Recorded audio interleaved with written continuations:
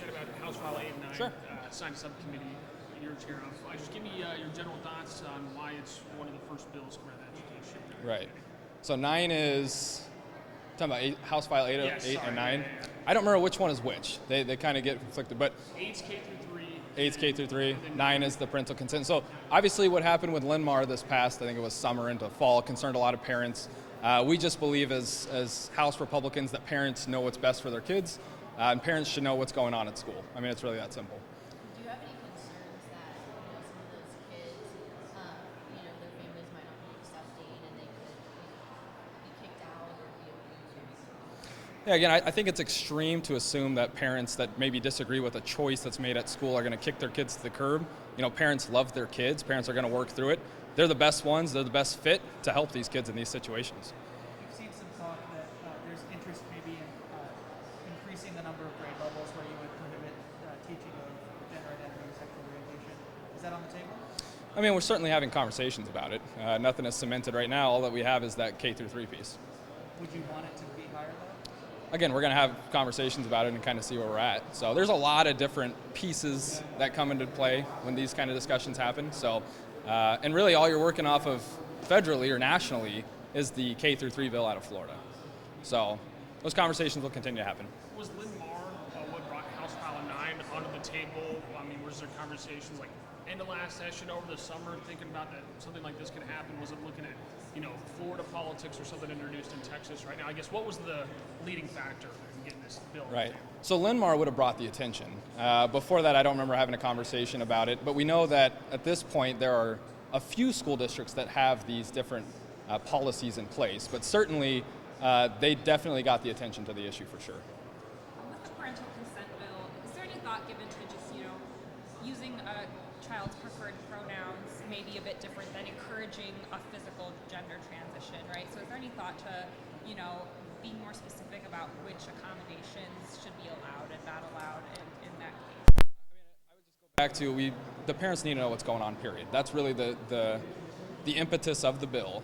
So what has worked out between the parents, the school, the parents, the child is between the parents and those entities. But we in general say, no, you're not going to prohibit or hold this information back from the parents. Parents need to know. I mean, it's no different. Parents need to know what the grades, what their kids are doing in school as far as grades are concerned, or if they're having other issues in school not related to, gender identity or gender expression issues. So again, I just go back to, we're just trying to make sure parents have a seat at the table on what is going on with their child at school.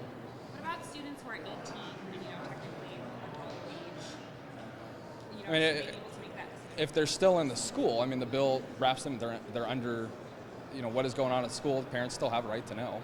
I mean, it doesn't really change it.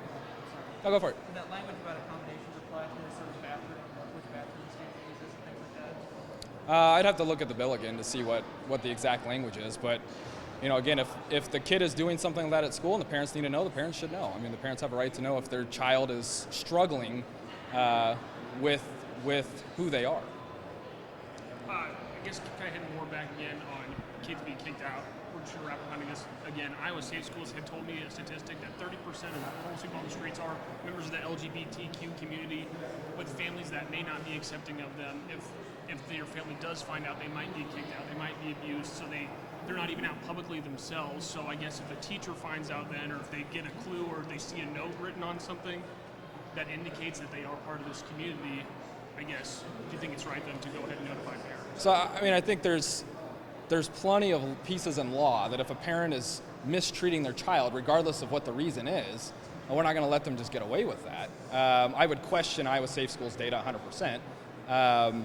But again, we're not going to reward bad behavior, but I think it's extreme to say that parents that maybe disagree with the choice as far as a lifestyle choice is concerned, that they're just going to kick their 12-year-old child to the curb. I think that's absolutely ridiculous. Has there been any thought about maybe, bringing a counselor in to kind of, make that relationship between the parent and the child to kind of maybe help them through that process and also check up on the child to make sure they're in the There has been conversation about how we want to handle things like that. I mean, it's an excellent point. Do we, what's the next step maybe with this if there are issues concerned? I mean, the parents obviously have the right. They could go back to the school and say, hey, I need some help to work through this. We want to make sure that help is available. So yeah, the conversations have been there.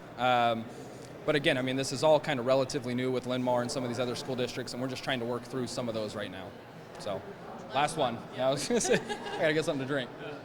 The bill that's related to the K through 3 instruction, with that, you know, I guess my mind literally doesn't want. I had a question that's gone. I get there too. Okay. Oh my gosh. Well, does anyone else have a final question? Because I literally just lost it. Anybody else? Oh, goodness.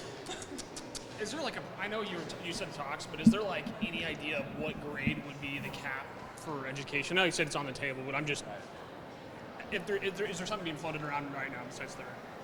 I mean, it really depends on the individual, I guess, at this point. I mean, different people have different ideas, and we're looking at just kind of some things as a whole. But as far as a hard cap, I don't have an answer for you at this time. Again, those conversations are still happening. Oh, So. I do. If I could just ask, I remembered. With the K through 3 bill, just what exactly is the goal of blocking that any sort of talk of LGBTQ Right. people from those grades? Yeah. What's your goal with that? Well, I mean, again, like I said, it doesn't prohibit the student from coming in and discussing those themselves, but we're just trying to go back to say, we're going to let the kids be innocent. We're going to just teach the things that we've been teaching for decades and years. We're not going to get into these different topics, especially at such a young age. That's where we're at with it. So, Thank you guys. thanks, guys. Appreciate it.